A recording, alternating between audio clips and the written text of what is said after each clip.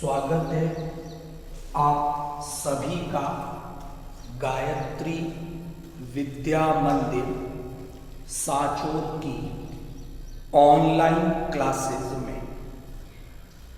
आज हम लोग बात करेंगे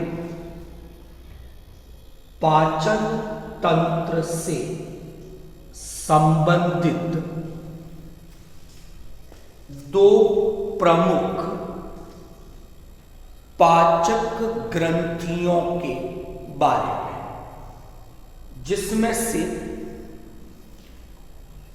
पहली पाचक ग्रंथि पैनक्रियास अग्नाशय है और दूसरी पाचक ग्रंथि सैलाइवरी ग्लैंड लार ग्रंथि है।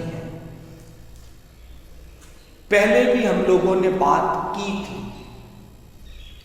कि मानव का जो पाचन तंत्र है, डाइजेस्टिव सिस्टम है, उसमें एलिमेंट्री कैनाल, आहार नाल और 3 पाचक ग्रंथियां सम्मिलित होती हैं।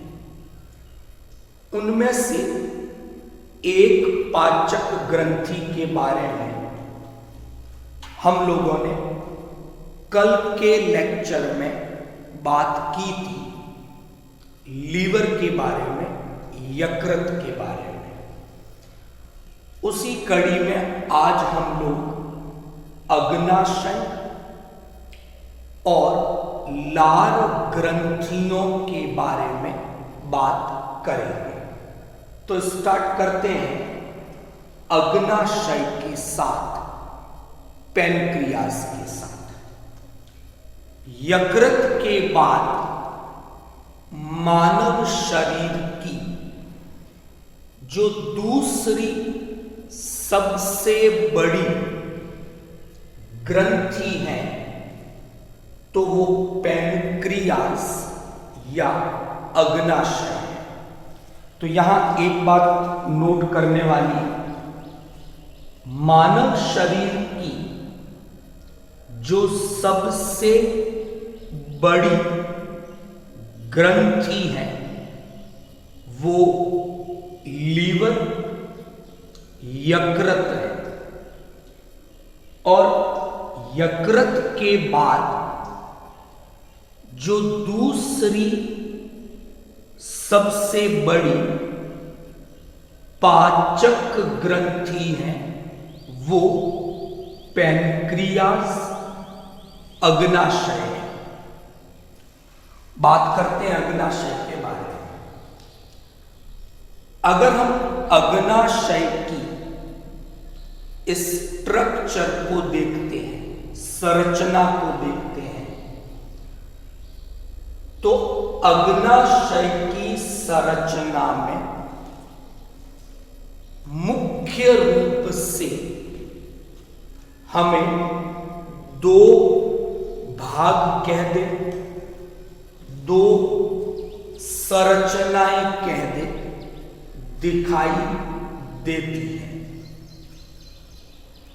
पहले प्रकार की जो कोशिकाएं, जो संरचनाएं हैं, वो पैनक्रिएटिक एसिनाइन कोशिकाएं कहलाती हैं। ये जो पैनक्रिएटिक एसिनाइन कोशिकाएं हैं, ये एक्सोक्राइन प्रकृति की है, बहिर्स्त्रावी प्रकृति की होती है।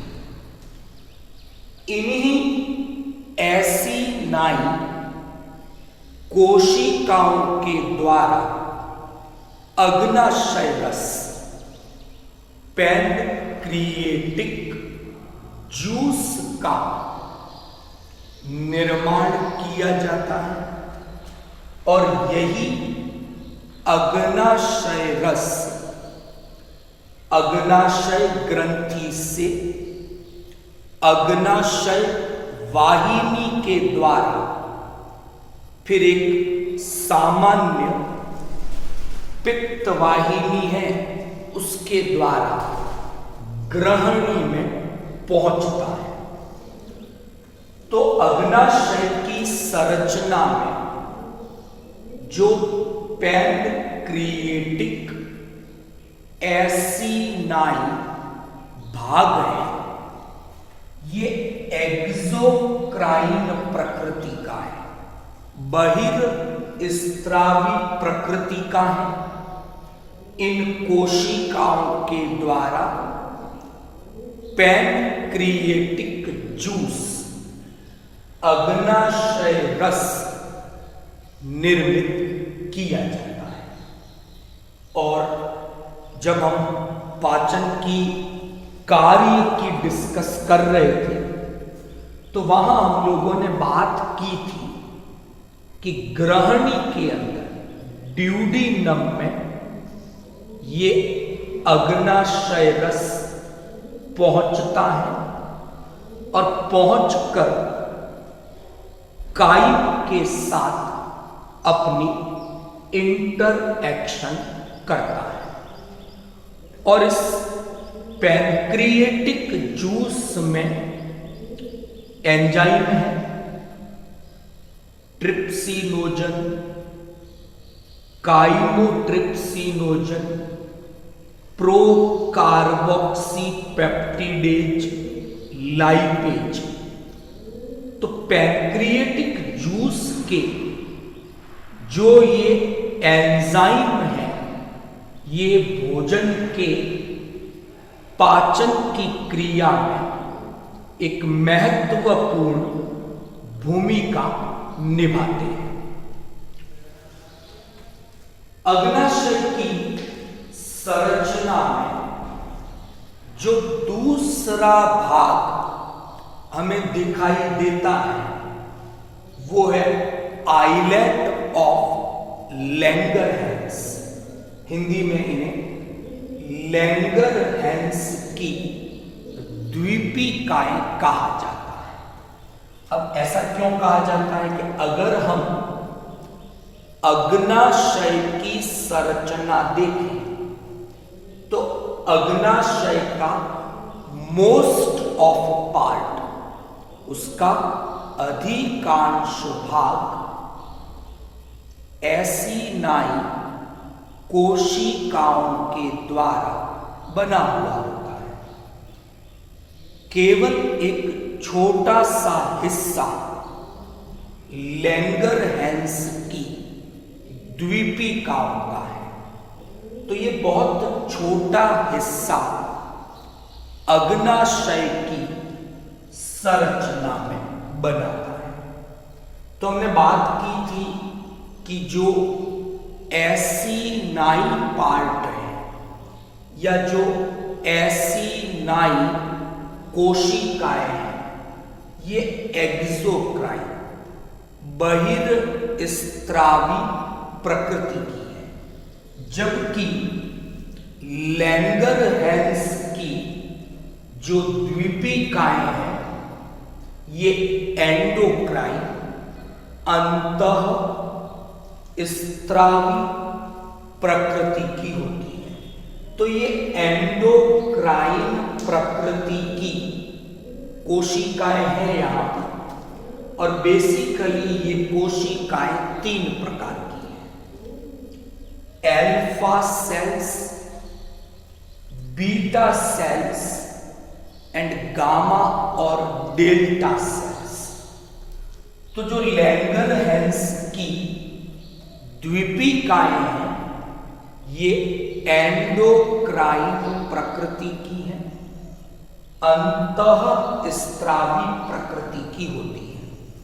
मतलब अग्नाशय एक ऐसी ग्रंथि है मानव शरीर में जिसका एक हिस्सा बहिर्स्त्रावी है और उसका दूसरा हिस्सा अंतःस्त्रावी है और इसीलिए अग्नाशय को मिक्सोक्राइन, मिश्रित प्रकार की ग्रंथि के नाम से जाना जाता है।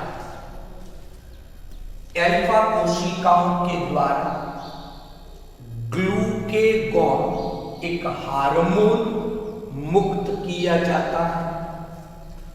बीटा कोशिकाएं इंसुलिन हार्मोन मुक्त करती हैं। गामा या डेल्टा कोशिकाएं सोमेटोस्टेटिन को मुक्त करती हैं जो वृद्धि का विरोध करता है। इसके अलावा लैंगरहैंस की द्वीपिकाओं में पीपी कोशिकाएं भी पाई जाती हैं जिनका कार्य ज्ञात नहीं है। तो ये हमने आज बात की पाचन तंत्र से संबंधित अग्नाशय ग्रंथि के बारे में, उसके दोनों भागों की बात की। एक भाग एक्सोक्राइन प्रकृति का, दूसरा भाग एंडोक्राइन प्रकृति का, और वो कौन से सबस्टेंसेस रिलीज करती है। जैसे एसिनाई वाला भाग केवल पैनक्रिएटिक जूस का निर्माण करता है, जबकि लैंगरहैंस की द्वीपिकाओं वाला भाग 3 महत्वपूर्ण हार्मोनों को रिलीज करता है। अब हम बात करेंगे पाचन तंत्र से संबंधित तीसरी महत्वपूर्ण ग्रंथि के बारे में, ग्लैंड के बारे में, और वो है लार ग्रंथि, सैलाइवरी ग्लैंड। इन लार ग्रंथियों का जो सीक्रेशन है उसी को लार सलाइवा कहा जाता है। और हमने पहले बात की थी कि ये जो सलाइवा है, ये जो लार है, ये यांत्रिक पाचन में और रासायनिक पाचन में, दोनों ही प्रकार के पाचन की क्रिया में सम्मिलित होती है, पाचन की क्रिया में मदद करती है।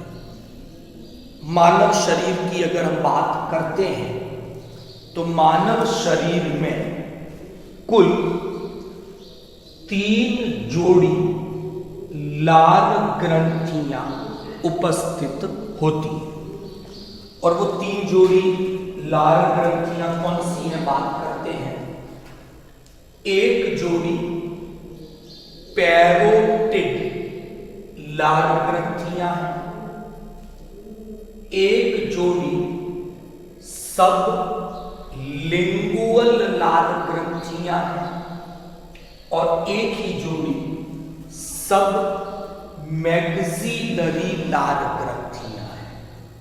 तो मानव शरीर की बात की और वहां जो 3 जोड़ी लार ग्रंथियां हैं उनके बारे में हमने डिस्कस की। मानव के अलावा कुछ अन्य जंतु हैं, उनमें कुल 4 जोड़ी लार ग्रंथियां होती हैं। तो जो 4th पेयर है उसका नाम है इंफ्रा ऑर्बिटल लार ग्रंथियां, जो कि मानव में अनुपस्थित है। तो ये 3 नाम याद हो गए। इन तीनों लार ग्रंथियों का जो कॉमन सीक्रेशन है उसी को सलाइवा या लार के नाम से जाना जाता है। बात पहले भी हमने डिस्कस की थी, लार में टाइलिन, जिसे एमाइलेज भी कहा जाता है, एंजाइम उपस्थित होता है जो कार्बोहाइड्रेट के पाचन में सम्मिलित होता है। इसके अलावा लार में लाइसोजाइम एंजाइम होते हैं जो रोगाणुओं को, जीवाणुओं को नष्ट करते हैं। लार का पीएच 6.8 यानी एक हल्का अम्लीय तरल है और अपनी 6.8 पीएच के कारण ये भोजन में उपस्थित रोग जनकों को नष्ट करने का कार्य भी करता है। तो ये हमने आज बात की दो प्रमुख पाचक ग्रंथियों के बारे में, अग्नाशय और लार ग्रंथियों के बारे में। लार का जो स्त्रावण है, सीक्रीशन है, ये एक प्रकार की प्रतिवर्ती क्रिया का उदाहरण है और इसमें दो प्रकार के प्रतिवर्त सम्मिलित होते हैं, प्रतिबंधित प्रतिवर्त और अप्रतिबंधित प्रतिवर्त। इयान पावेलोव एक वैज्ञानिक था, उसने कुत्तों पर कुछ प्रयोग किए थे। तंत्रिका तंत्र एक चैप्टर है हमारे सिलेबस में, उस चैप्टर में इयान पावेलोव का वो एक्सपेरिमेंट कंप्लीटली मेंशन है। उस चैप्टर में हम उस एक्सपेरिमेंट को डिस्कस करेंगे और ये समझने की कोशिश करेंगे कि जो लार का स्त्रावण है, सैलाइवा का जो सीक्रीशन है, वो किस प्रकार एक प्रतिवर्ती क्रिया का उदाहरण है और किस प्रकार प्रतिबंधित प्रतिवर्त और किस प्रकार अप्रतिबंधित प्रतिवर्त लार के स्त्रावण में अपनी महत्वपूर्ण भूमिका निभाते हैं। आई होप आज का जो लेक्चर था वो आपको समझ में आ गया होगा। कल हम लोग बात करेंगे एक तो स्वांगीकरण के बारे में, जिसे एसिमिलेशन के नाम से जाना जाता है। एक हम लोग बात करेंगे विटामिन्स के बारे में और फिर एक डिस्कस कल के लेक्चर में करेंगे कि पाचन तंत्र से संबंधित कौन सी असामान्यताएं हैं और कौन से रोग मानव में पाचन तंत्र से संबंधित अनियमितताओं, असामान्यताओं के कारण होते हैं। वीडियो को लाइक और शेयर करें। आपकी किसी भी प्रकार की कोई प्रॉब्लम है, कमेंट बॉक्स में कमेंट कर सकते हैं। Thank you all of you.